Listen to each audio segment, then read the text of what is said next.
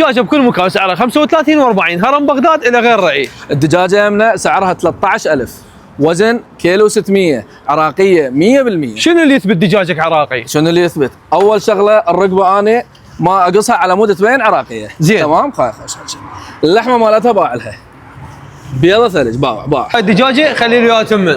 تعال شوف شو اخلي لك فيها.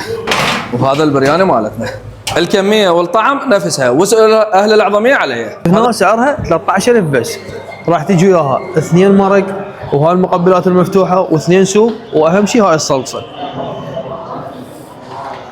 والدجاج عراقي 100%. راح تقول لي شلون؟ راح اقول لك هذا الدليل مالتنا، هاي الرقبه واللحم ابيض، شوف الترافه ومحشيه بالتمن، سعرها 13000 بس، واذا بالصاله راح يكون سعرها 16000 بس. كباب اللحم مالتهم كبابنا غنى 100%، وقصابنا معروف ابو احمد. انواع المشويات متوفره عندنا، كباب دجاج، كباب لحم، تكه دجاج، تكه لحم، قلب، معلاق. معكم خصم 20%. للجروبات السياحيه، سواق الخطوط اللي يجون على الجزيره كلهم خصم 20%. هرم بغداد راح يكون عنوانه مجاور زنود الست الحمداني، بانزيخانه قبل جسر المثنى.